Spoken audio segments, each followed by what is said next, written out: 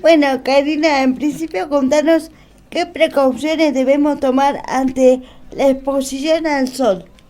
Bueno, las precauciones principales están dirigidas sobre todo a los extremos de vida, ¿no? Siendo más vulnerables y más afectadas los bebés o los pacientes de edad.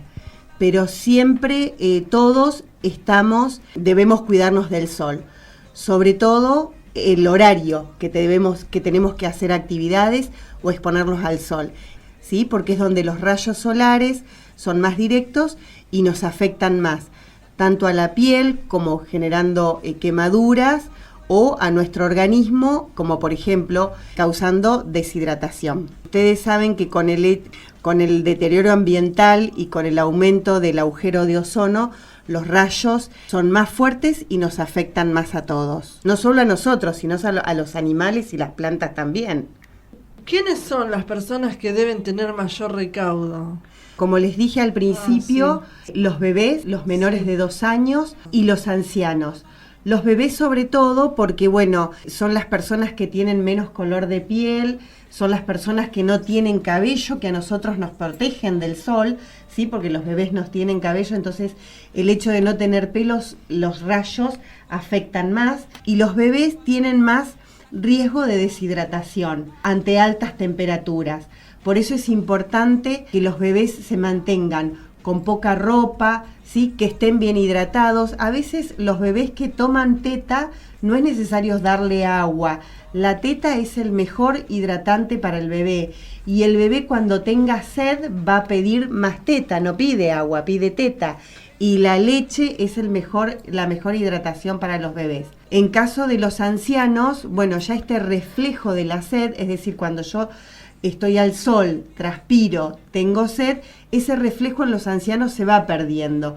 Entonces por ahí no tienen tanta necesidad de tomar agua. Por eso es importante, primero, evitar la exposición ante esos horarios que yo les decía. Y segundo, estar continuamente hidratados. Agua, con jugos de fruta, con mate, con fruta, con gelatina, con helados de agua, con lo que queramos.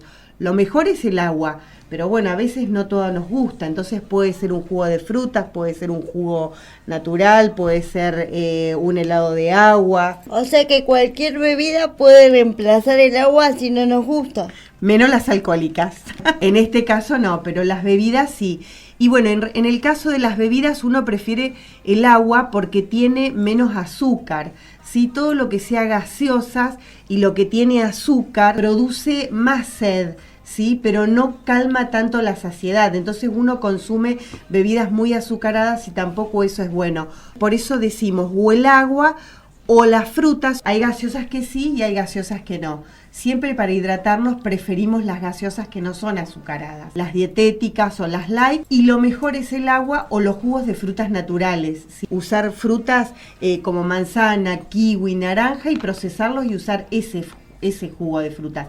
Si bien uno lo ve dulce, ese azúcar que tiene la fruta no es tan dañino como el azúcar de las bebidas azucaradas, que es mucho mejor, entonces, que las bebidas no sean azucaradas, que sean dietéticas, o el agua o los jugos de frutas naturales. Y también es recomendable tomar esa bebida que toman los deportistas, se llaman Gatorade.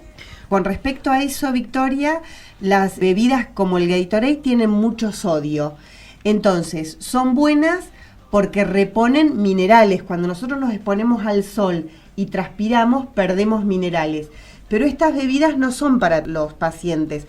¿Por qué? Porque los pacientes hipertensos no pueden consumir bebidas que tengan mucho sodio, porque sube la presión. Y entonces, si se deshidratan, pierden líquido, pero toman bebidas con mucho sodio, el sodio aumenta en el cuerpo y eso es lo que le aumenta la presión. Y por ahí para los deportistas o para personas que son sanas, pero no para hipertensos o pacientes que tengan problemas coronarios o cardíacos. ¿Sí? Para ellos lo mejor es el agua o el mate o los jugos de fruta, seguimos insistiendo en eso. Obviamente que los chicos tampoco deberían consumir, y sobre todo los de primera infancia, tampoco deberían consumir estas bebidas porque tienen mucha carga de sodio y a la larga eso termina siendo perjudicial también para el riñón. Por eso lo mejor, lo más barato, el agua. Claro, y bueno, también estábamos hablando de la alimentación que decías que puede ser la fruta, ¿no? Claro, con respecto a la alimentación, en verano se recomiendan que sean alimentos de pocas calorías y que tengan mucho contenido de agua, que son las verduras y las frutas, todas, ¿sí? La cantidad que quieran. Siempre comer cosas que tengan poco contenido graso, ¿sí? Porque la grasa es más pesada. Y bueno, por ejemplo, el tema de los fiambres y esos que tienen mucho sodio, volvemos casi a lo mismo con las bebidas con sodio, ¿sí? Si nosotros consumimos cosas que tienen mucho sodio, como los fiambres o los embutidos, también son perjudiciales porque nos deshidratamos y pueden aumentar la presión en pacientes hipertensos o pacientes cardíacos. Lo mejor para el verano es consumir frutas, verduras, carnes sin grasa, pollo, pescado. ¿Qué vestimenta sería ideal para esta época? Las ropas claras repelen los rayos del sol. Las ropas oscuras las atraen. Ustedes prueben algún día de salir con una remera negra, van a ver que sienten como que el rayo les atraviesa la remera y les quema la piel. Por eso siempre es mejor la ropa clara. Porque digamos que la ropa clara rechaza los rayos de la exposición solar. Y es muy importante también en la vestimenta cubrirnos la cabeza con un gorro, con un pañuelo, ¿sí? Sobre todo, por ejemplo, si vamos a la playa y no vamos a tener un lugar de sombra, tener la cabeza cubierta, ¿sí? Porque eso puede dar, en algunos casos, cuadros de insolación, ¿sí? Porque el rayo cae directamente en la cabeza. Y entonces es importante cubrirnos la cabeza en las horas pico y sobre todo también en los más pequeños o la gente más grande que es pelada y no tiene tanto pelo. Si en ellos los rayos son más dañinos. Sería como un golpe de calor. Sí, una de las cosas que se puede producir por exposición al sol en las horas pico es un golpe de calor. ¿Qué síntomas produce la exposición a elevadas temperaturas? El golpe de calor que se manifiesta generalmente con dolor de cabeza, ¿sí? Mucho dolor de cabeza, debilidad muscular, flojedad, también puede haber vómitos, diarreas, en algunos casos y sobre todo en los pacientes más pequeños o los más grandes puede haber deshidratación, ¿sí? Porque el calor hace que transpiremos mucho y nos deshidratemos, y en los bebés sobre todo con exposiciones a altas temperaturas pueden llegar hasta convulsiones, que no es común en la edad media de la gente, ¿no? Siempre son más vulnerables los pacientes, los de primera infancia y los pacientes ancianos, pero se han visto también hasta convulsiones por calor, que es por el cuadro de deshidratación que se produce. Otra cosa que puede producir la exposición a alta temperatura son las quemaduras. Ustedes saben que ir a la playa y no ponerse protector solar, terminamos todos rojos, ¿sí?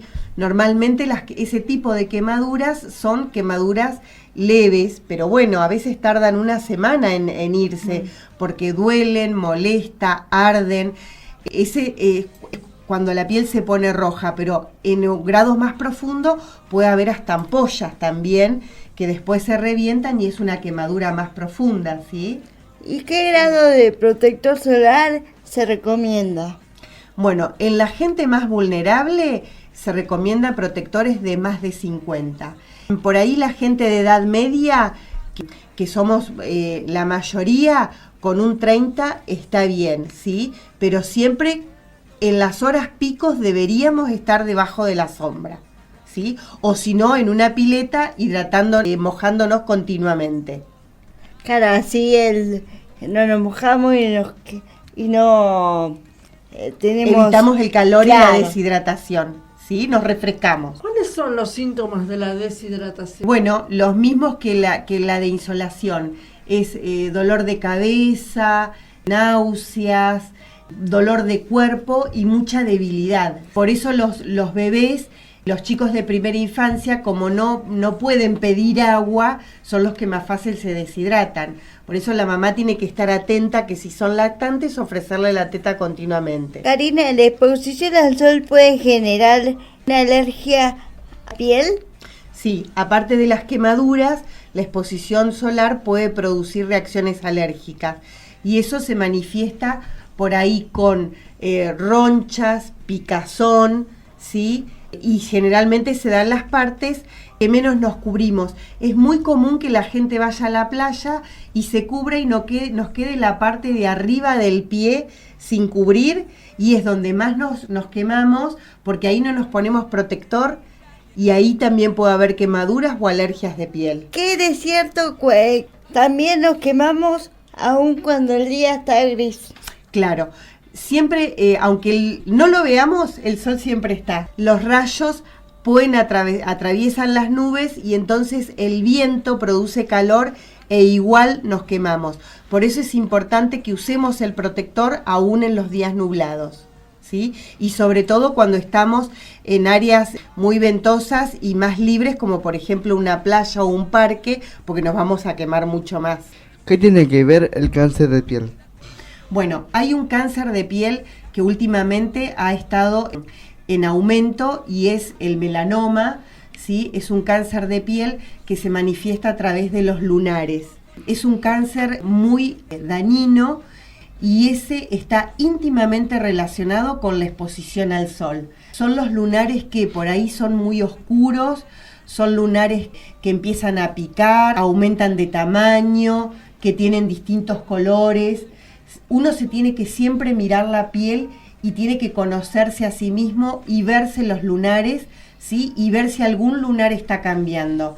Y si tiene alguno de estos síntomas, tiene que consultar al médico porque ese lunar va a haber que analizarlo.